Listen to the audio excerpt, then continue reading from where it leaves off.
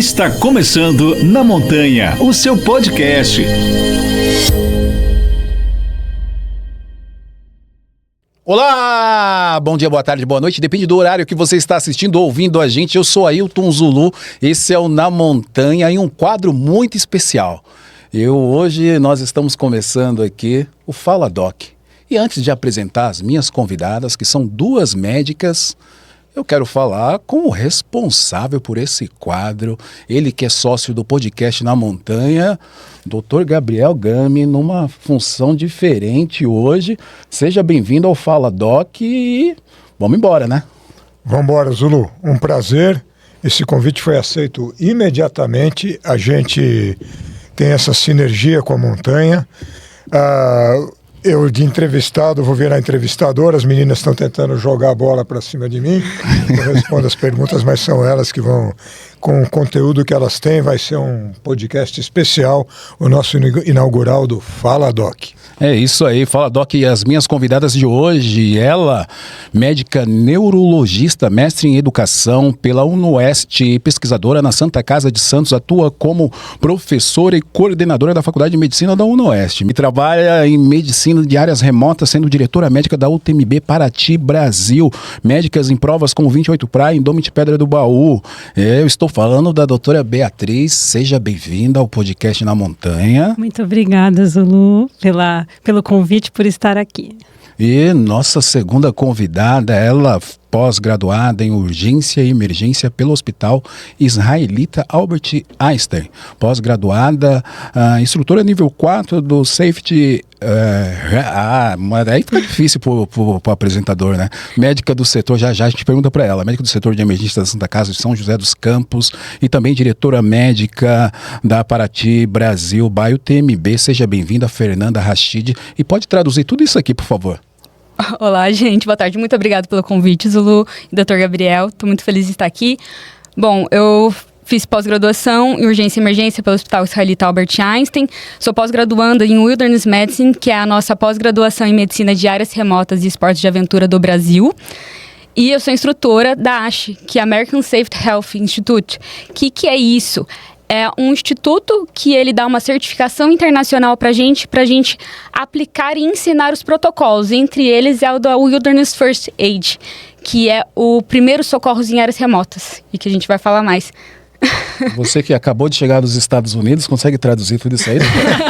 Não, estamos falando de duas médicas super qualificadas, que foram criadas em parte no meio da aventura, porque são atletas de aventura também. E é aquilo que eu acho, se você quer trabalhar com medicina da aventura, viva o ambiente. Não basta você, vou teorizar a respeito. Você tem que saber onde é que você vai se meter. Então já vou fazer a primeira pergunta. Eu quero saber, doutora Beatriz, como que foi o início da trajetória na medicina, em atividades de aventura, né, em áreas remotas, principalmente em provas de montanha. Como começou essa trajetória? E a gente sabe que não é uma tarefa fácil, né? Vocês que também correm montanha, trabalhar ali como médica tem algumas vertentes que a gente não encontra no hospital, né? É uma história interessante, Zulu, porque tem um pouquinho do dedo do Rafael Campos, que é da UTMB, né? Primeiro eu conheci a trilha, através do Leandro, meu noivo, né? Ele começou a ver corridas de trilha e aí a gente ficou encantado. Eu já fazia trilha desde muito cedo com os meus pais, porque a gente viaja muito para interior, então foi uma coisa que sempre teve na minha vida, porque eu moro no litoral, então as férias são no interior. E eu falava assim, você é louco, como é que a gente vai correr um negócio desse? Esses caras são malucos. E eu só pensava na segurança em saúde desses caras quando eu via na internet, os vídeos no YouTube. E aí teve o training camp da UTMB, teve um primeiro no início do ano de 2023, depois um outro em maio, e aí a gente falou assim, vamos. Aí eu falei, você não vai fazer isso sozinho, né? Eu vou junto. A gente já corria, rua, e aí eu fui e eu fiquei assim completamente apaixonada por correr em trilha. Uma coisa é você fazer trilha, que eu já gostava, mas quando você corre em trilha e você entende isso como um desafio de superação pessoal, assim, uma superação pessoal, é outra coisa, é uma conexão muito grande com Deus, assim, com o que Ele faz, pra mim, né, pessoalmente falando. E aí, eu, no segundo dia desse training camp, conversando com o Rafael Campos, eu falei assim, né? Campos, como é que é trabalhar, né? Porque ele tem a Brasil Ride e tudo. Ele, como é que é trabalhar nisso? Aí ele falou assim, Bia, você quer trabalhar ou você quer correr essas provas? Aí eu falei, uma pergunta difícil. Você se apaixona por um negócio assim, foi de primeira, e aí alguém te convida para fazer o que você mais gosta, que a minha profissão é a minha grande paixão da minha vida. Aí eu falei, e agora, né? Eu falei, eu topo. Ele falou, então a gente vai conversar e vem para cá trabalhar com a gente. Eu sou da medicina de emergência há um tempo já, eu faço emergência neurológica, hoje em dia dou aula na pós-graduação de urgência e emergência na faculdade e tal. Graças a Deus agora fazendo a pós, né, também. Mas assim, eu falei, vamos embora. E aí eu encarei e aquilo virou a paixão pela trilha, a paixão por trabalhar nessa área. E aí isso foi crescendo de 2023 para cá. Então, é uma coisa que veio para ficar, não vai sair nunca mais. Eu falo que é um hobby, né? Porque eu sou neurologista e agora eu tenho um hobby que é a trilha e trabalhar na trilha. Muito bom. E você, Fernanda? Bom, eu sempre tive um contato muito grande com atividade física, né? Sou praticante de atividade física. Eu falo que a minha melhor nota no colégio, quando eu estava no colégio, era de educação física, né? E sempre fiz trilha e gostava de fazer trekking. Era corredora de asfalto, comecei a correr montanha e a minha treinadora, que ela é específica de asfalto, ela falou assim, olha, Fernanda, se você for realmente correr montanha, você precisa ir para uma treinadora adequada que vai te passar os treinos adequados para a montanha. Aí eu conheci a Lília Maciel, né? Comecei a treinar com ela e eu observei, né, nos treinos de que a área remota, né, que a montanha, ela é um ambiente completamente diferente do que eu vivo dentro do hospital, na minha sala de emergência, e também do que eu vivo no meu atendimento pré-hospitalar, né, trabalhando no SAMU e etc. Eu falei assim, gente, como será que eu posso fazer para ajudar, para estar presente, né? O kit de primeiros socorros, tem que levar, mas você sabe utilizar? Para que serve cada medicação? Como que eu coloco uma bandagem? E daí eu fui aprofundar, fui ver o que precisava, né? E descobri a ABMAR, né, que é a Associação Brasileira de Medicina de Áreas Remotas e Esportes de Aventura, e a Medicina de Áreas Remotas. Então, foi a partir daí que eu peguei e mergulhei na parte de Medicina de Áreas Remotas, associando, então, a parte de Medicina de Emergência, que é o meu trabalho intra-hospitalar e também extra-hospitalar, só que ali dentro da cidade, né, junto com a parte de áreas remotas. E aqui estou, desde 2024, na verdade, desde 2024. Muito bom. Eu tô aqui com o meu host do meu lado direito, eu tô aqui pensando como que ele tá se segurando, né? Porque ele tá numa função diferente hoje. Então, totalmente. Vale mencionar que as meninas eu vou chamar de meninas e vocês vão parar de me chamar de doctor. Elas quase me influenciaram para eu trabalhar de médico na UTMB Paraty. Verdade. Mas aí uma luz veio, eu falei, peraí, eu já passei da idade, eu quero correr mesmo. Mas admiro demais o trabalho delas e hoje em dia eu penso que prova, essa pergunta vai ser respondida depois, que prova eu vou escolher quem é a equipe de apoio por trás. Isso é bem importante, viu, Gabriel, doutor Gabriel? A gente sempre pensa em muitas coisas para escolher uma prova.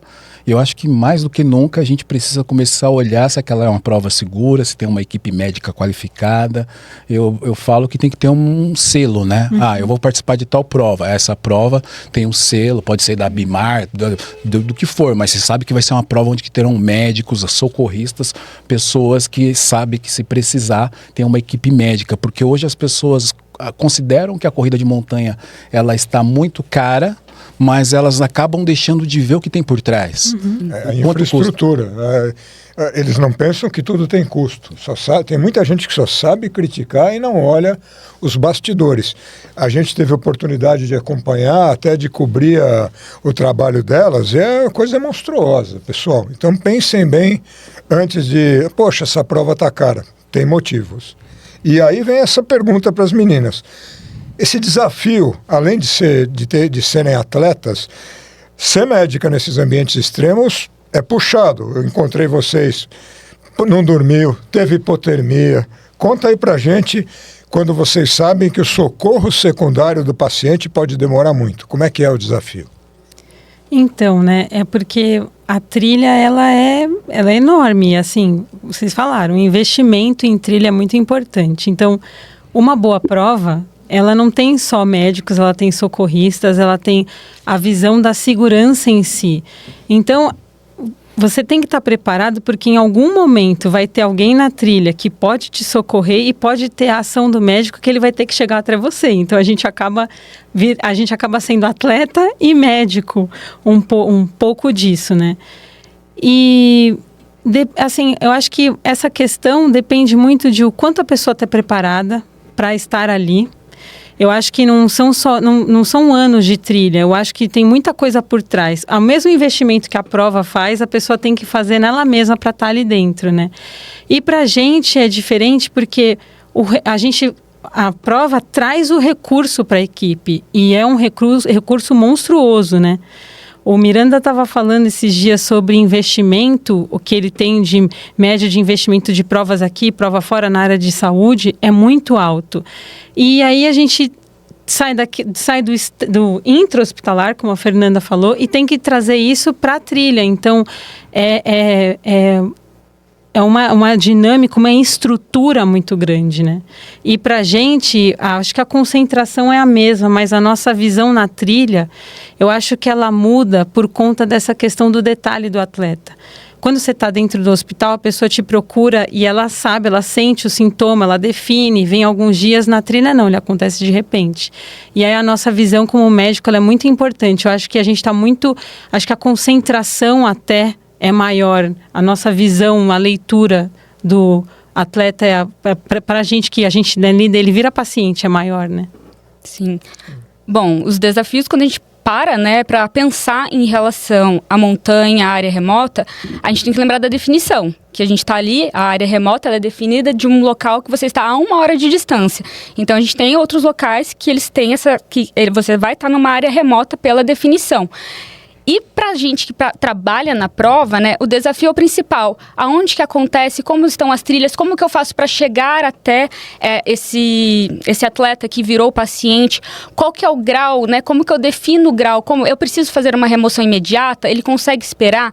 Então essa parte são os desafios que nós, que fazemos os atendimentos, que estamos junto com os socorristas, com a equipe inteira ali de resgate, que a gente se depara.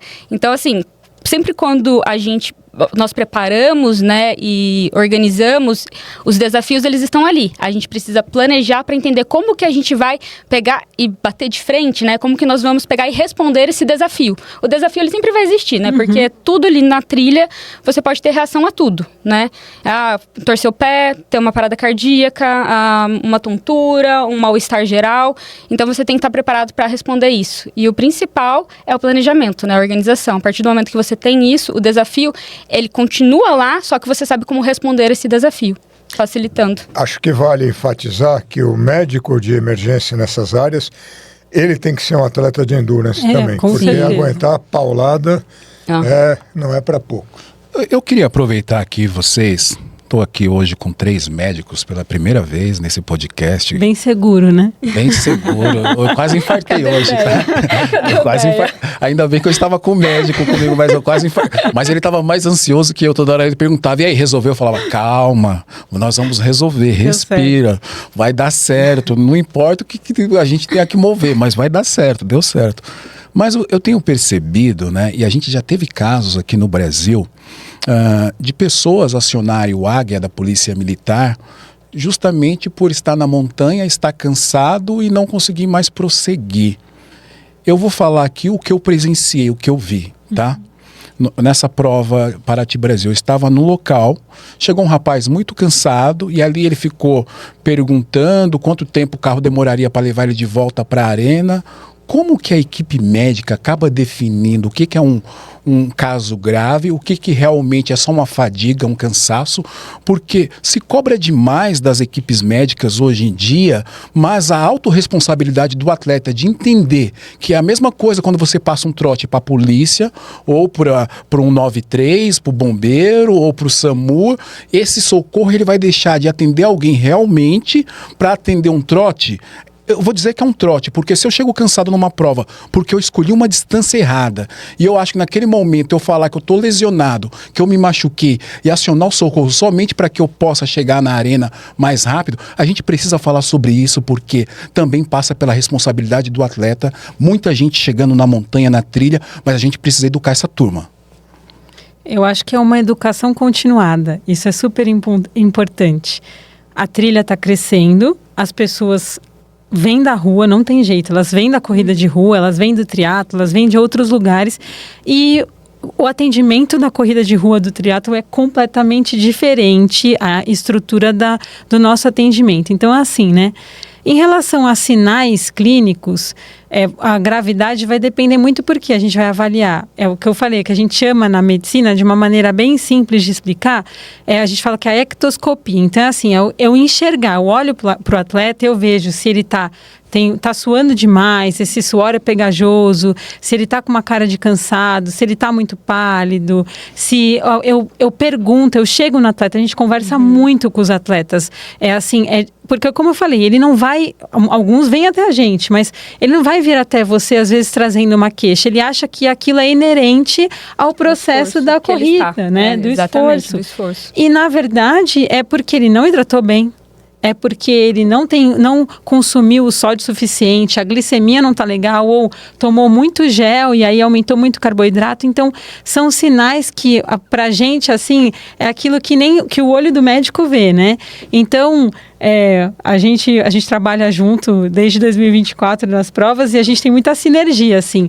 E aí a gente fica observando, então, aquele negócio, o suor, aquela cara, o cansaço, a palidez cutânea, às vezes a posição que o atleta chega, e aí a gravidade vai depender do que aqueles sintomas vêm associados, né? Uma coisa que você citou, assim, que às vezes o cara não quer continuar a prova, né? E aí como que a gente qual vai ser a nossa prioridade? Quem que a gente vai tirar primeiro daquele lugar, né? É diferente a prioridade que a gente dá, né? Você imagina que a gente tem uma prova com 4.000 atletas. Tô num ponto distante e teve um entorse. Esse entorse, ele vai... Qual que é a urgência e emergência desse entorse? Então, eu sou mais crítica em relação a esse ponto. A medicina de áreas remotas, como que ela, além de você fazer a ectoscopia, lógico, então tudo que a gente consegue controlar e organizar, a gente trata primeiro. Óbvio que se há uma pessoa que está grave, que a gente olha, ou que está ali numa urgência, que ele tem tempo para piorar, a gente vai dar prioridade para aquele de lá. Para aquele atendimento, para aquele paciente. Agora, você vê um atleta que teve um entorse, ou que realmente não está mais conseguindo comer porque o estômago está ruim, né? Aquela velha história, assim, já andei, já fiz os 30 quilômetros, está faltando X quilômetros, mas agora eu tô com o estômago ruim e não estou mais conseguindo comer.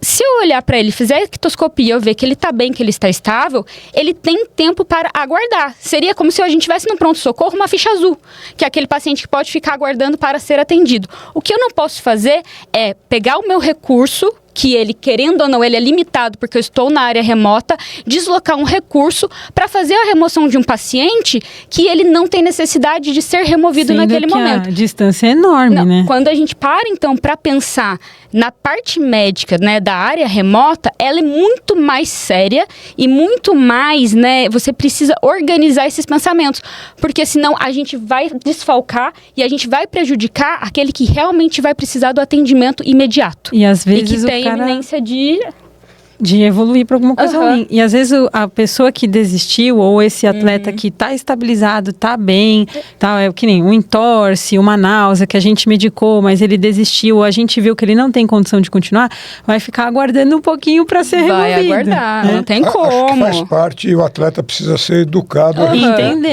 Entender. Eu não... A área remota é área remota. Você assume um risco. Talvez, não é o caso da Paraty Brasil, mas algumas provas precisam informar melhor. Também acho. Começou a surgir na internet vamos gerar ranking para a prova, currículo. Eu sou totalmente contra. Opinião particular minha. Acho que tem que informar o atleta, ele tem que ter... Tudo bem, bom senso é uma coisa complicada, mas tem que ter o bom senso de ver onde ele vai se meter. E tem que ser um esporte acessível, né? Assim, ele está crescendo, é super legal e a gente tem que proporcionar isso para as pessoas, né? É por isso que a gente tem um Fala Doc agora, que a gente vai ensinar essa turma, educar essa turma. Tem o Fala Treinador também, como escolher uma distância na montanha. Muito bom. Né? Eu acho que a gente tem que educar, ao invés de só criticar, porque ninguém tem a obrigação de saber. A gente tem que ensinar. Eu acho que não custa nada ensinar. Porque eu vi algumas situações, é isso que vocês falaram. Imagina com uma torção, né? Não tem um carro disponível para trazer o Zulu lá da Pedra da Marcela até a arena, porque a minha namorada está me esperando lá na arena e eu quero ficar mais tempo com ela. A gente precisa falar sobre isso, porque hoje, mais do que nunca, as pessoas pagam a inscrição, não lê o regulamento. Não leem. E depois correm para a rede social para falar em verdades. Né? Então a gente está aqui para fomentar a modalidade, para educar, para ensinar, mas a gente precisa entender como atleta qual a nossa responsabilidade dentro do evento. Né? Então, nessa prova a gente teve uma fatalidade, teve alguns casos graves. Eu vou juntar as perguntas. Primeiro, qual a sensação de vocês? E lembro que o organizador de uma outra prova, num podcast com o Zulu, colocou: vai haver fatalidade no trail running, é uma questão de tempo. Isso é multifatorial. O que vocês têm, o que vocês, como humanos e profissionais, tiram daquilo que aconteceu? Já deixando bem claro que o socorro foi imediato, mais rápido do que se espera, porque tinha um médico voluntário muito perto e que a organização fez tudo o que podia. E vocês acham que essa tragédia de Paraty vai fazer as organizações repensarem como é que eles fazem a segurança na prova? E, de novo, a de Paraty, para mim, não deve nada. Tudo que eu vi lá de vocês, a prova tem tudo e até mais um pouquinho do que precisava, como algumas provas que a gente acompanha também. Deixa eu só pontuar isso é importante. Esse recorte, ele acabou virando bastante. O Paulo Lamin, ele fala ali justamente da responsabilidade do atleta em escolher os eventos. Por quê? Quando eu escolho um evento não tão bom, se eu precisar de um socorro, não vai ter um socorro. Então ele fala sobre a responsabilidade do atleta, e ali eu posso afirmar isso como atleta, como treinador.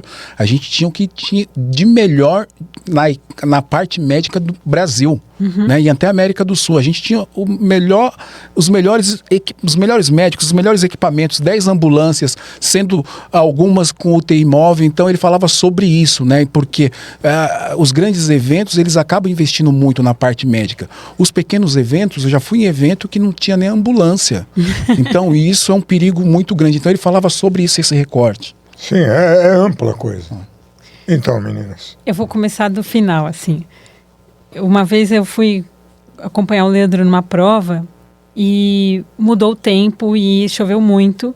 E a primeira coisa que eu notei quando eu cheguei na prova é que não tinha recurso de atendimento médico. E nessa prova, várias pessoas, sofreram fraturas. Então, é assim, eu acho que ele leu o regulamento e no regulamento dizia que tinha segurança. Só que na hora, a organização da prova não dava a segurança que o atleta deveria esperar. Então, eu acho que é super importante, independentemente se é corrida de trilha ou não, a gente saber aonde a gente está se colocando. Tá? Isso eu acho que é o principal. E a gente tem que estar preparado para isso. Eu acho que vem a questão da responsabilidade. E às vezes, mesmo você sabendo onde você está, você tendo responsabilidade, podem acontecer situações que podem complicar. Por isso, a existência de uma equipe médica, de um planejamento. Então, existem provas que têm protocolos próprios e provas que desenvolvem protocolos com aquela equipe que está trabalhando dentro da prova. A gente trabalha na La Mission, na UTMB, na Indomit, várias provas, e a gente traz protocolo para as provas, que as provas aderem, e a gente também trabalha com protocolos já existentes. Então, assim, falando do que eu senti, o que eu senti não dá para explicar, porque foi uma das situações minhas profissionais, assim, mais difíceis que eu já passei.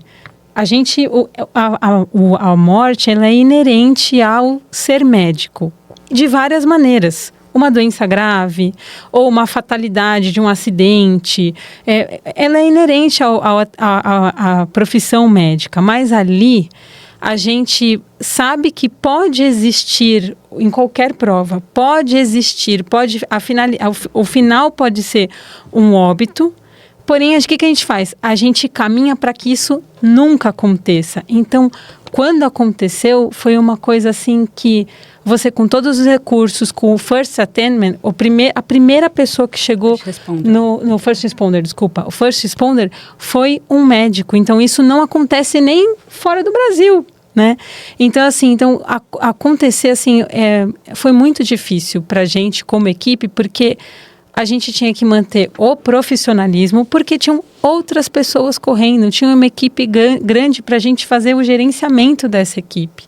Então, foi emocionalmente para a gente foi muito difícil, porque você tem que segurar isso e continuar fazendo atendimento e como gerenciar essa informação, o sentimento da prova, o significado da prova dali em diante. O Zulu é complicado para nós médicos também. Parece que a gente fecha os olhos para isso, mas isso muda muito, muito, muito a gente, porque a gente aprende muito com a história de vida dos pacientes, né? Mas, infelizmente, seja na rua, seja na corrida, seja no futebol, o que for, isso pode acontecer, né?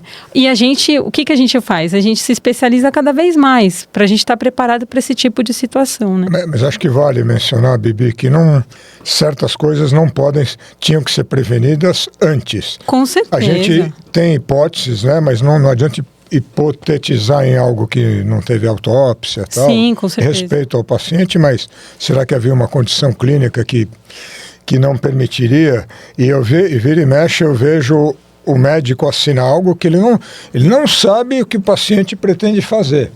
Ele não tem ideia qual é a demanda de uma prova de 35 quilômetros com altimetria num calor. Ele não sabe, ele vai e assina uma corridinha, vai lá. Por isso a necessidade de especialista, né? Sim. Bom, relacionado à profissão, né? Profissionalmente a gente é treinado para viver sob pressão e para você tá realmente assim, você vive aquilo, né? Você passa por experiências ao longo da faculdade e depois de formado, mas dentro de um ambiente de áreas remotas, infelizmente um óbito ele toma, né, uma proporção completamente diferente. É assim, uma morte súbita na montanha e uma morte súbita dentro da cidade é a mesma coisa. Só que como aconteceu na área remota, a proporção, a mídia é completamente diferente. Os olhos ficam voltados para lá. Mas por que fica voltado? Exatamente para a gente voltar no ponto inicial, a prevenção, a gente entender para onde nós estamos indo. Gente, a montanha, ela tá ali para te receber, mas você tem que saber aonde você está indo, como você está indo, principalmente para você conseguir voltar ali para ela, né? Eu acho que esse é o ponto principal quando a gente fala em segurança, né? Parte de quem está indo para lá. É o conhecimento do atleta. O que eu estou indo fazer? Como que é essa prova? Será que eu tenho capacidade técnica para estar lá? Eu lembro de uma prova que eu fui fazer, quando fui me inscrever, eu já tinha corrido 21 quilômetros numa prova de corrida de montanha e tinha a inscrição entre 15 e 35 quilômetros de uma outra. E eu falei para a minha treinadora, eu vou para de 35, já fiz 21, 35? Não, 35 tá ali. Aí ela assim, não, você vai para de 15, porque você não sabe, você não conhece essa montanha, você não sabe o que ela vai exigir de você, Fernanda. Eu conheço. E eu estudei pra te orientar em relação a isso. Eu falei, então eu fui para os 15 quilômetros, eu obedeci minha treinadora, eu não fui para os 35, fui para os 15 quilômetros. Então, quando você pensa nisso daí, é uma cadeia de segurança, né? Não é apenas o médico, o socorrista, a equipe dentro da prova, e sim uma cadeia de segurança que começa por você, que é atleta, pelo seu treinador, que vai te orientar, pelo seu médico, que vai entender o que você está se preparando, qual que é o seu próximo desafio. E daí, assim, você consegue pegar e fechar essa cadeia de segurança para que tenha sucesso, né? Para que o seu desfecho, para que você realmente cruze o pórtico, né, a linha de chegada, e que você tenha esse sucesso. Então, é realmente uma cadeia de segurança. Não adianta a gente só falar de segurança de prova, dentro de prova, falar de ambulância, de médico, enfim, de tudo isso, se a gente esquece dessa cadeia de segurança. Eu acho que a reação das provas, porque assim, o trail está crescendo, como a gente já falou. E eu acho que o Paulinho falou é justamente porque se você for olhar o que proporcionalmente o número de atletas aumentou muito nesses últimos anos. Então, isso poderia acontecer porque não é a galera que já corria 10, 15 anos atrás que está indo correr outras provas, não. É o pessoal que está vendo esse esporte crescer. Então, eu acho que isso indiretamente atinge outras provas para eles olharem novamente. E ainda mais quando a gente faz educação continuada, fala, esse espaço que você traz para a gente poder falar da segurança de prova, da saúde e segurança de prova é muito importante. Porque eu acho que as provas vão começar a olhar de um jeito diferente e vão começar a investir um pouco mais nisso. Não é só uma ambulância, né? Não é apenas uma ambulância, né? E em relação aos organizadores, eles estão procurando a gente para entender como que foi, o que tinha, como foi o atendimento, quais os protocolos que nós utilizamos, se aquilo que realmente a gente difunde, né, das outras provas, se teve reflexo, se ocorreu essa cadeia dentro da prova, né, se tudo isso ocorreu de forma adequada e teve o desfecho negativo, mas para a gente conseguir cada vez mais ter o sucesso, né? A gente precisa evoluir, né? Assim, eu vou dar um exemplo. Chamonix existe há quantos anos? Mas todo ano o Dr. Patrick, ele atualiza alguma coisa, ele conversa com a gente, ele passa novos protocolos, ele fala, olha, surgiu isso, aconteceu isso, e da mesma forma do que aconteceu aqui foi passado para ele, então ele, a partir disso daí, ele vai observar, vai analisar, a gente todo mundo junto, e vamos evoluindo, né? Legal. Ô, Gabriel, você está aqui olhando para mim?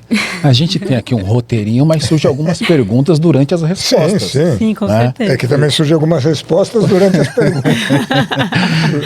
Vocês falando, eu pensei justamente o seguinte, né? Os grandes eventos, a gente sabe que tem dinheiro, eles conseguem ali uma estrutura muito bacana na questão da logística, mas os pequenos eventos, a doutora Camila Romano já esteve aqui e falou bastante sobre isso. Os pequenos eventos é assim, a prefeitura oferece o socorro médico. É uma ambulância que normalmente não é uma UTI móvel e aqueles médicos, aqueles enfermeiros, eles não são especialistas em áreas remotas. Então, muitas vezes nem imaginam o que vai chegar para eles ali, né? Eu queria saber de vocês o que precisa evoluir em termos de protocolos médicos e logísticos em corridas de montanhas aqui no Brasil e essa questão dos pequenos eventos, porque o organizador, muitas vezes quando vai pegar o orçamento ali com vocês, com outras empresas, eles acabam achando muito caro. E aí acaba indo atrás da prefeitura e pedindo isso para a prefeitura. A prefeitura fala, pode deixar comigo que vai ter lá uma ambulância. E não é isso, né? Não. Eu acho que, quando eu falo na educação continuada, é tanto para o atleta e para a nossa profissão. Então, assim, aí vou falar um pouquinho da ABEMAR, né? A Fê tem mais propriedade do que eu para falar nisso, que ela é da direção. Tem a ABEMAR daqui a pouco. Não, então, dentro da ABEMAR, a gente não fala, na verdade, a trilha, né? A gente veio com a trilha, com o trail run para dentro da ABEMAR. Mas dentro da ABEMAR, você fala da medicina de áreas remotas de uma maneira geral. Então, lá tem medicina da parte aérea, medicina de mergulho, nossa, tudo que você possa imaginar.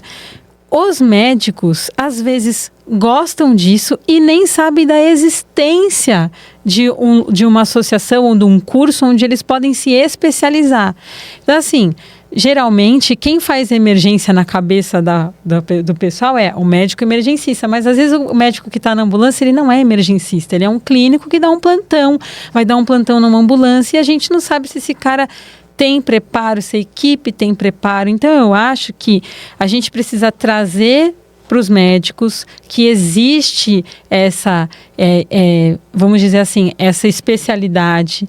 A gente precisa divulgar isso no meio médico, porque tem muita gente que gosta na pós que a gente faz. Hoje tem mais de 25 alunos. Isso para algo que a gente não falava até 1 ano, 2 anos atrás, é muito. Entendeu? É muito. Então, está crescendo. O treinamento do médico é muito importante. Muito não só a informação. Ele tem que estar treinado. Muito. Tem um exemplo para vocês que veio do mergulho. Tinha a Divers Alert Network, que até pouco tempo atrás a gente éramos médicos de referência. Tal. Ela criou um fluxograma para deixar nos hospitais. Mas isso não funciona. A única coisa que funcionava era ligue para a Dan. Porque o médico que está lá não tem uma vaga ideia do que é um acidente de mergulho. Pelo menos ligue para a Dan que a gente orienta. Então, acho que tem que passar pelo treinamento do médico. Sim, e eu acho que assim, que a gente vai falar com as equipes, né? Então, a gente está lá numa prova, a gente fala com a equipe do município. Então, o organizador, ele tem que ter esse protocolo de explicar, ó, minha prova é assim, assim, assim, você tem aqui uma zona assim, assim, assim, eu preciso conversar com seus médicos, eu preciso que eles entendam, entendeu? Isso é muito importante também. O que acontece, né, em provas pequenas? Realmente, a prefeitura vai ceder uma ambulância, vai ter um médico que vai ser contratado, só que falta essa comunicação. E é um ambiente novo. Tudo isso é novidade. Se você pegar a medicina de áreas remotas mesmo, que ela foi criada nos Estados Unidos, ela foi criada por causa disso, que médicos emergencistas, eles observavam os acidentes que tinham nas montanhas, lá nos Estados Unidos, e eles assim, gente, a gente precisa pegar e ter um time de resposta diferente para isso. E foi aí que se criou a medicina de áreas remotas e esportes de aventura.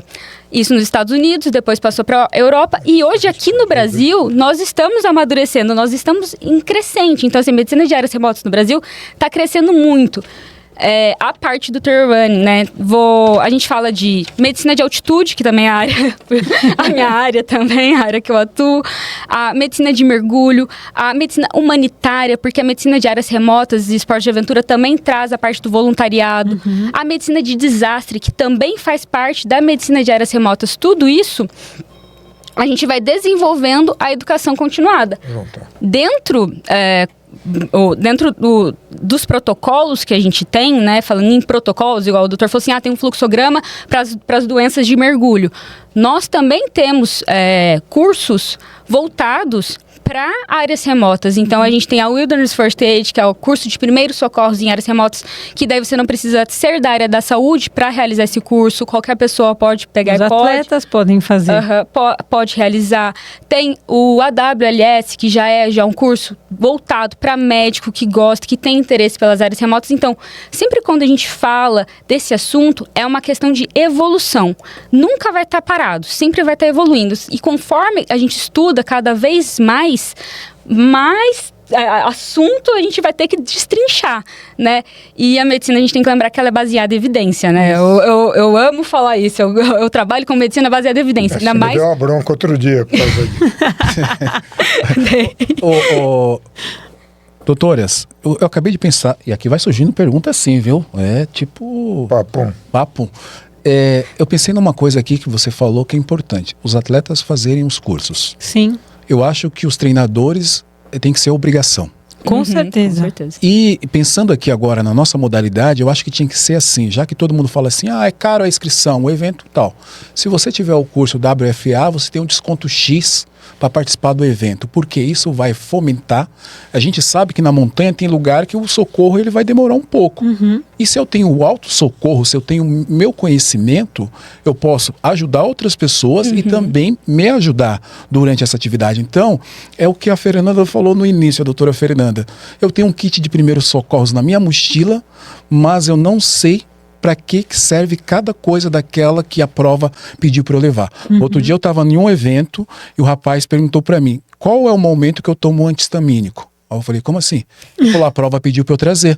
Aí ele levou uma prometazina, que é uma medicação que dá um sono danado. Pelo menos ele não vai incomodar. No dia seguinte recolhe ele lá. A gente vai ter que ir pra montanha para retirar ele por causa desse anti-histamínico. Mas é isso, né? Muitas vezes a gente falam para apertar o parafuso e a gente só aperta o parafuso e não pergunta o porquê e como que faz para apertar. Só quer apertar. Pode fazer aí merchan? Talvez, Lu, de novo, sem regulamentar.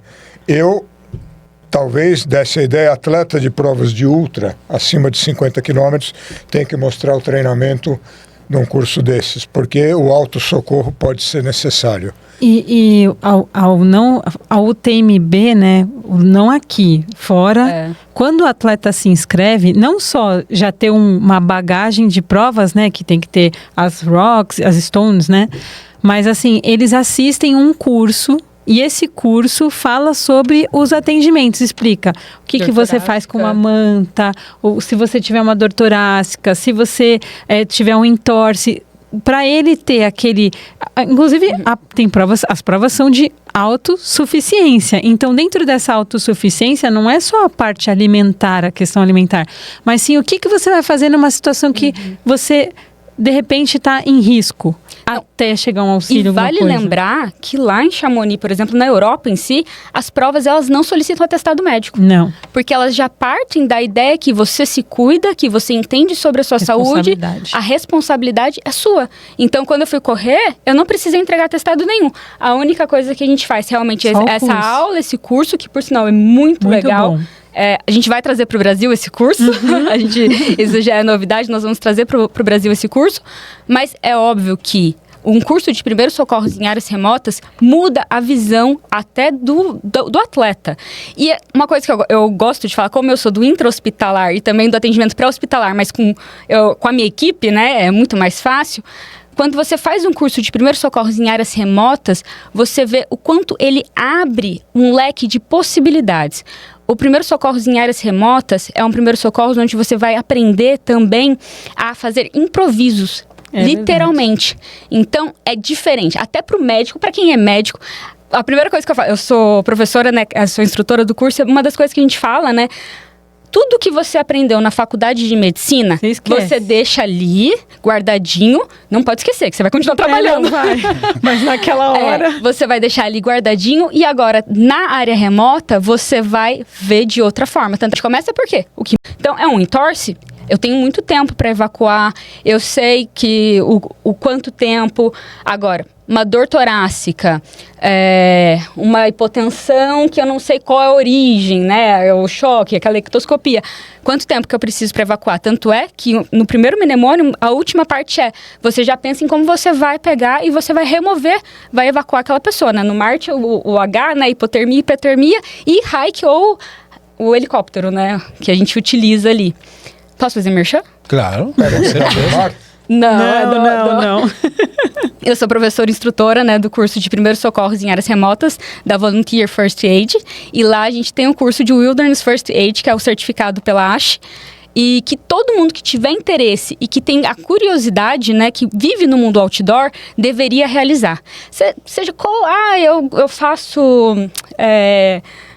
passeios 4x4, mas eu vou para área remota. Eu vou para chácara. O educador físico. O educador físico. O guia. Aqui no Brasil já tem várias montanhas onde que o guia precisa ter já esse curso, né? E com certificação. Essa certificação é uma certificação internacional. É como se fosse, exemplificando, eu não sei se vocês conhecem, mas o ACLS, o ATLS, o APH, que são cursos que o médico faz, ou APH e etc., que não precisa ser médico. Mas são cursos para você conseguir se especializar cada vez mais naquela área. E que a gente tem vários aqui no Brasil. É que nem uma coisa simples, uma academia. A pessoa passa mal e a equipe da academia não sabe o que fazer. Um APH já seria algo bom. No nosso caso, a gente tem um curso específico, né? E vocês acham, a gente vai ter o simpósio da Abimar, 9 e 10 de novembro, eu errei no último podcast. Errou a data, hein, doutor? Que é 8 e 9 de novembro. 8 e 9, minha sexta e sábado. Tão louca que eu tenho que entrar pra ver como de novembro, tá. 8 e 9. Na qual, inclusive, a gente tem uma aula... Deixa eu olhar qual que é a sexta e qual que é o sábado. Médico e data. As doutoras Bibi e Fê vão me ajudar, junto com o Rodolfo, numa aula sobre acidentes e fatalidades no trail run. 8 e 9. Agora, expandindo a Abimar, não seria uma porta de entrada para aquele cara que não tem uma ideia? Eu gostei da ideia, eu fui até me meter numa trilha. Será que não é bacana ir nesse treinamento ou acompanhar esse primeiro simpósio para ele, não o primeiro da Abimar? Vocês não acham que vai deixar muito mais vivo o material para o indivíduo? Para o médico que não tem ideia... com certeza. Um dos pilares da Abimar, realmente, é o estudo científico e evidência, tanto é que dentro do nosso... É um congresso mesmo médico, né? A gente apresenta relato de caso, a gente apresenta, né, diversos casos, tem os posters e depois os prêmios, né? Enfim, em relação a isso. E a gente nós estamos trabalhando para o sucesso em relação a essa parte, né? Então, lá você vai escutar falar sobre... o trail running, sobre medicina de desastre, sobre medicina do mergulho, sobre medicina de altitude, hipertermia e hipotermia, tudo que tem de novo e de protocolos atualizados. Então, é um bom lugar para você que tem interesse em ir. Se você não é médico, mas você é um curioso, você gosta do assunto, também é um bom lugar para você ir. E sem contar que é o congresso mais legal do Brasil. É o congresso da Abimar. Eu garanto isso para vocês. E a gente tem bastante associado que não é médico, né? O Leandro é associado, o Neto é associado, e tem dentistas associados. Zulu vai lá, vai estar lá conosco. Você sabe que aqui já teve nesse podcast o Padilha, que é um dos nomes que dá curso de primeiros socorros em áreas remotas, e eu sempre falo isso para as pessoas: deixam de correr uma prova que você consegue fazer um curso, um WFA, o básico ali, que já vai ser bem importante. Depois você faz um AFA da vida, né, e vai se qualificando. Isso é extremamente importante, porque a gente precisa ter esse autocuidado primeiro, e depois a história do avião, né? Primeiro coloque a máscara em você e depois ajude quem está do lado. Para isso você precisa de conhecimento, e às vezes a gente fica só olhando o preço, esquece do valor. Porque eu pago 1.000, 1.500 numa inscrição de uma corrida, mas acho caro participar de um congresso ou fazer um curso que pode salvar a minha vida. E vocês falaram de áreas remotas, mas isso pode acontecer dentro de casa. Qualquer lugar. Qualquer lugar. E a pessoa não saber o que fazer, né? Não tem o conhecimento necessário. Então isso é o básico que a gente precisa. E no final vocês falam aí novamente, precisa ter curso, eu acho que pelo menos 4 vezes, 5 vezes no ano, no Brasil inteiro, em São Paulo. Para quem não conseguir, tem que ter online também para aprender. Eu acho que a gente precisa fomentar isso, porque eu penso, eu não sou médico, tá? Mas eu penso, e eu lembro de um livro do Dr. Nabil Goreb que fala o seguinte: ninguém morre de véspera. Eu acho que se você tomar todos os cuidados, é óbvio que em um momento nós vamos morrer. Mas eu acredito que muitas mortes, elas seriam evitadas por falta de desconhecimento da própria pessoa, né? Porque a gente chama isso de prevenção, né? Exatamente. Então, isso é bem interessante. Eu quero saber de vocês, o que vocês mais veem de erros recorrentes entre atletas, seja em hidratação, alimentação ou na gestão de esforço, né? Olha, eu escuto cada coisa. Cada coisa. Eu estava num evento agora, dando treino para um pessoal na montanha, e eu nunca peguei um calor tão extremo igual aquele, nesse final de semana que passou. E aí eu usei o plano A de hidratação, o B, o C e o D. E aí chegava para algumas pessoas: você precisa tomar isotônico. Não, tem açúcar, eu não vou tomar. Isso engorda.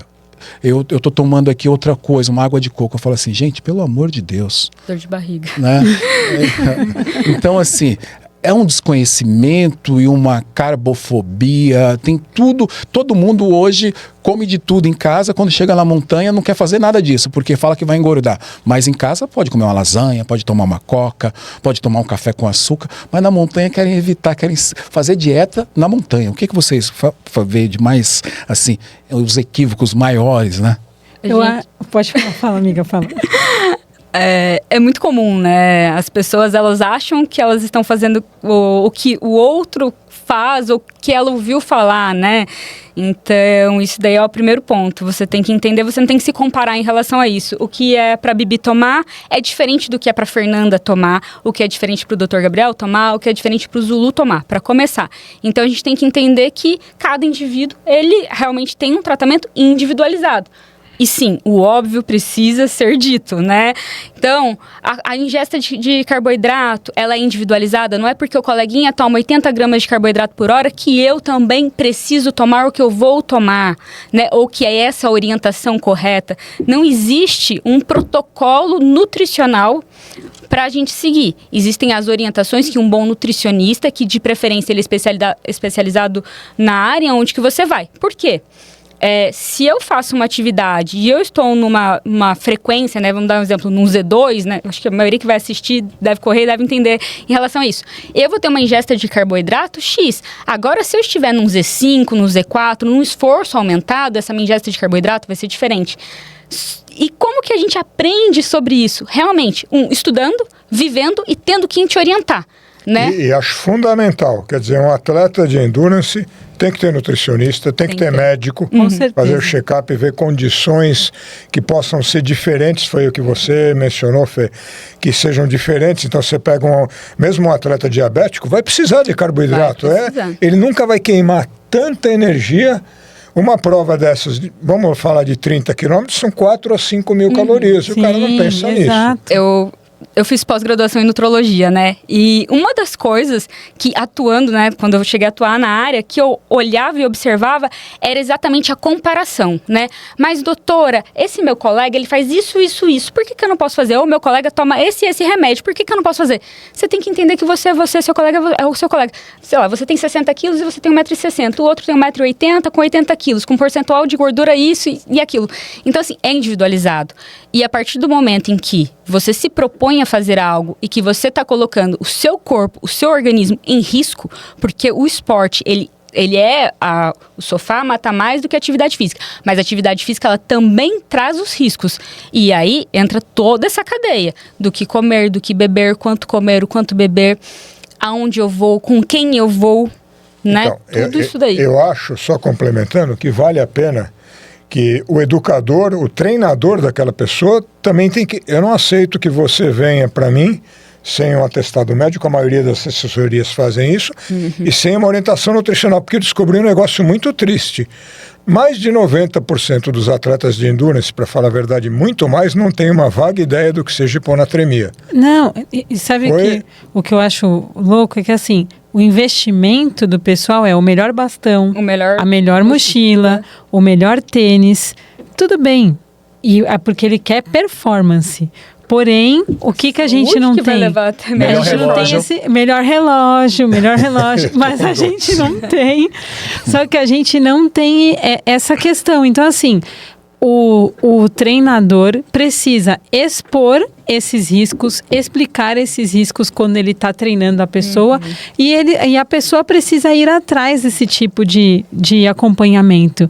Eu vejo assim, você falou da comparação, eu vejo o pessoal indo correr e aí porque o atleta tal falou na internet que toma carbo a cada meia hora e toma o gel tal, é o mesmo gel, o mesmo quantidade de carbo, e aí você peguei o atleta com uma hiperglicemia no meio da prova. Não só pelo esforço da endurance, mas mais pelo excesso de carbo que ele consumiu. E aí estava enjoado, talvez. Então, às vezes, algumas explicações porque a gente não está legal durante a prova estão porque a gente esquece de ter essa questão do autocuidado, né? E também você querer fazer coisa nova durante a prova, né? Se você não treina tomando 80... Sua nutricionista Gabriel falou e eu que temos essa experiência. Seu nutricionista fez o seu plano nutricional e durante o seu treino é para você tomar 80 gramas de carbo, 60 gramas de carbo, 40 gramas de carbo. Você vai para o seu treino e você fica lá na água, você não come o que é necessário, você não faz nada do que ele mandou. Aí você chega na prova, você vai querer fazer exatamente aquilo que o nutricionista fez, você vai passar mal. Mas eu acompanho com o nutricionista. Mas você fez, você realizou, executou o que ele orientou? Não, então sinto muito. Não vai ser em um dia que você vai conseguir treinar seu intestino, enfim, né? Daí entra na parte que é bem específica, mas... Infelizmente, você tem que seguir a lição de casa. Você fez a lição de casa, você vai ter sucesso. Se você não fez a lição de casa, ou se você copiou a lição do seu amigo, você não vai ter sucesso. Olha, deixa eu defender aqui a classe dos treinadores agora. já que nós somos citados, vocês não têm noção. Dá uma olhada aqui as entradas que eu tô já. O cabelo tá caindo. As dores de cabeça, né? É muita dor de cabeça. E isso que vocês falaram é uma verdade. Eu tô com um atleta, o Gabriel conhece, e quando ele chegou para mim, ele segue um influencer que é carnívoro, que corre somente comendo proteína. E aí a gente foi para Serra Fina treinar, ele ia correr lá Mission, e ele já estava comigo há alguns meses, e eu terminei o meu treino, peguei o carro, estou descendo e vi ele, faltavam ainda 8 quilômetros para o treino, mas para o projeto, para a prova, ainda faltava 20, né, pensando na prova. Quando eu vi ele descendo, eu falei assim, eu vou te falar uma coisa, se eu não fosse o seu treinador, eu ia falar que você nunca treinou na vida. Você estava desgastado, a sua biomecânica já estava péssima e você ainda tem mais 20 quilômetros. Se você não procurar uma nutricionista, se você não colocar combustível nesse carro, ele vai ficar pelo caminho. E aí eu consegui convencer, porque ele é pré-diabético, também tinha uma carbofobia, né? Ah, não pode tomar carbo. E aí, o que aconteceu com ele? Uma evolução, e aí ele veio falar assim, nossa, o seu treino. Eu falei assim, não é o meu treino. Comida. É o que você tá, conjunto, é o que você tá colocando agora. Agora você coloca combustível, você estava sem combustível. Então, muitas vezes, a gente tem um trabalho, a gente é uma competição muito grande. Então, imagina Ailton Zulu, treinador que tem 4.000 seguidores, falar para um atleta que ele segue um cara que tem 1 milhão de seguidores. Muito difícil, a né? voz do influencer, para ele, aquilo é uma verdade. E eu falei assim para ele, primeiro você precisa tomar um cuidado com o que falam. Aí eu expliquei isso para ele. Falei assim, eu, Ailton Zulu, estou emagrecendo. Imagina eu ir para a rede social e falar que eu estou emagrecendo comendo doce de leite. Todo mundo vai acreditar, porque realmente eu estou emagrecendo, mas eu estou querendo só promover aquele doce de leite para ser vendido. Aí eu falei, muita gente na internet não conta o que eles fazem escondido. Exatamente. Então você precisa tomar cuidado com quem você segue, e não é a verdade absoluta, tem que individualizar, como a doutora Fernanda falou, né? Então as pessoas acabam ouvindo, seguindo muita gente e acaba não dando credibilidade para um assunto tão sério como essa mesa redonda aqui hoje, que falamos de medicina em áreas remotas, né, doutor Gabriel? Pois é, um assunto extenso, um assunto que merecia 3 horas, infelizmente a gente não tem. 2 experts e que vivem no dia a dia, né? Que deixam de competir muitas vezes. Eu ainda tive a oportunidade de correr junto com a Fernanda uma prova, com a Bibi ainda não. Fernanda carregou um desfibrilador nas costas por 35 quilômetros. Eu brigando com ela, porque eu falei, a gente não vai chegar, olha o tempo de corte. Chegamos. E, quer dizer, a importância que elas dão para a segurança é fundamental.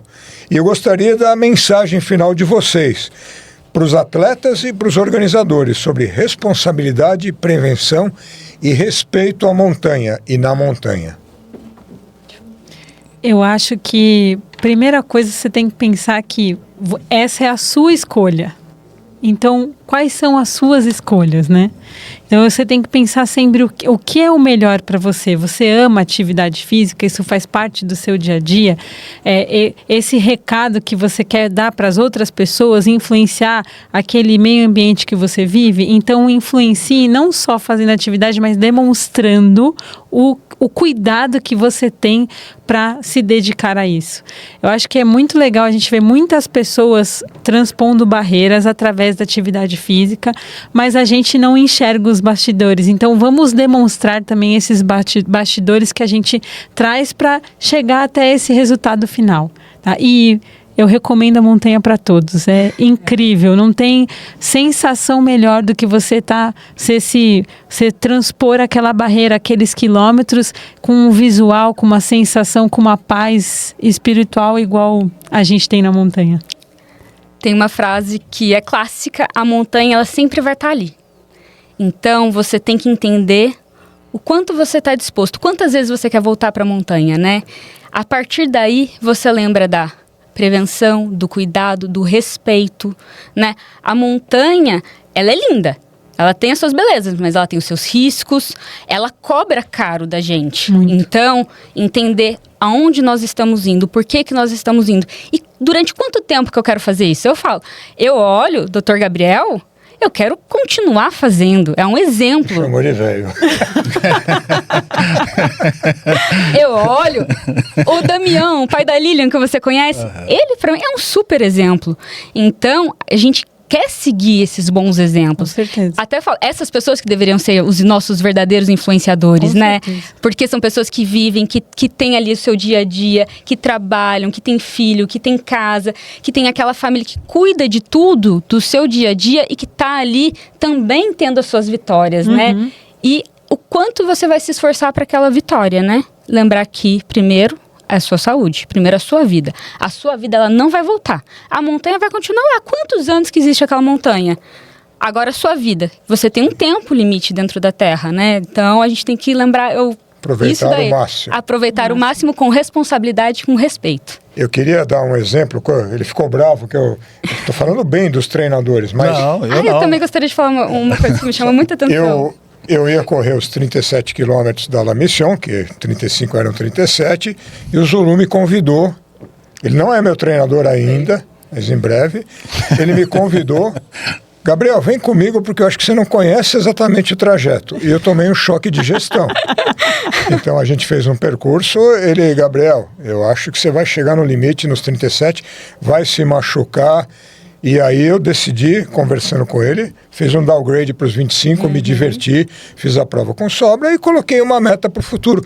Como vocês disseram, a montanha continua lá, Serra Fina continua linda e graças à boa orientação do educador, eu fiz a atitude, pensando também na minha saúde, de fazer o downgrade. Uma das coisas que me chamou a atenção dentro do ambulatório da UTMB foi que uma atleta que virou paciente, ela estava revoltadíssima e ela falou, terminou a prova, mas estava revoltadíssima. Bem que o meu treinador falou que não era para fazer essa prova, eu não estava preparada. Aí a gente olha e fala assim, não, mas calma, agora você está aqui, está sendo cuidada, está sendo atendida, você vai melhorar. Depois você pensa nisso, que o que você já fez, você não vai mais conseguir voltar. Agora é pensar no que você consegue fazer daqui pra frente. A gente volta nas escolhas, né? Exatamente, você escolheu viver isso daqui, você completou a sua prova, parabéns pela sua conquista. Mas agora vamos cuidar dos danos, que agora você tá cheio de problemas, cheio de dano. E a gente vai precisar agora correr atrás. Não sei quanto tempo que você vai ficar parado sem poder fazer sua atividade física, mas... Essa é uma verdade. Eu, às vezes, fico pensando até quando, eu não sei até quando eu vou correr, mas até quando eu vou viver, porque é muito trabalho. O que eu falo com meus alunos é que eles precisam parar de submeter o treinador à agenda deles. Essa conversa ela tem que ser antes. Não adianta chegar para mim e falar, eu fiz inscrição na La Mission 50 quilômetros e eu ficar correndo atrás. Isso não é legal, né? Então, eu acho que a gente precisa conversar cada vez mais. O papo aqui foi muito interessante, um aprendizado ímpar.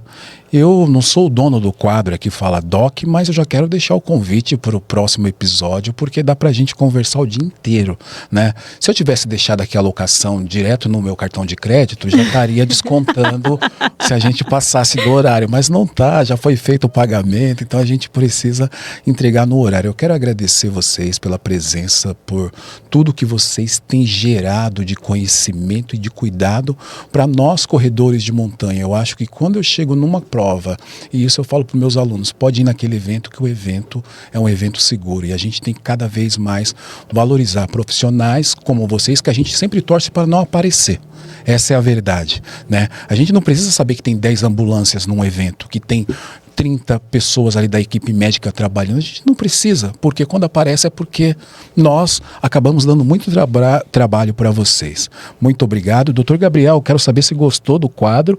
Eu vou dizer aqui já. Eu não estarei no próximo, você estará sozinho, porque você mandou muito bem. Responsa. De novo, eu adorei o convite, adorei que elas tenham aceitado o convite para o nosso primeiro programa, já que o segundo vai ser meu, né? Para o nosso primeiro programa. É algo que estava florescendo, a gente... De novo, com esse aumento de provas, com essa quantidade de pessoas entrando no trail, eu sou super a favor, mas que entrem com cuidado, com prevenção e sabendo aonde elas vão botar o pé, em que trilha elas vão botar o pé, que apoio elas vão ter. E muito obrigado, meninas. A gente que agradece. Bibi, registra o nome do pai que está aqui presente hoje. Odin. Meu pai tá aqui. Ele que me influenciou a conhecer a trilha desde pequena. A gente faz trilha junto, graças a Deus. Né, pai? Te amo. E eu soube que é ouvinte do podcast Na Montanha. Ouvinte do Na Montanha, com certeza. Também registrar a presença da Jess hoje aqui no nosso estúdio. Olhar Cínico. O nome do técnico? Eric. Eu esqueço. Minha memória... Aliás, já convertemos a Jess em trail runner, né? É verdade. A gente fez bem a prova. Tem episódio dela também, viu? Que legal. Já contou a história dela. Foi, é verdade. Já contou a história. Então é isso, meninas e doutor. Muito obrigado aí pela presença. A gente que agradece. Obrigada, Doc. Valeu. Eu estou aqui no estúdio Olhar Cínico com os trabalhos técnicos de Eric. Valeu!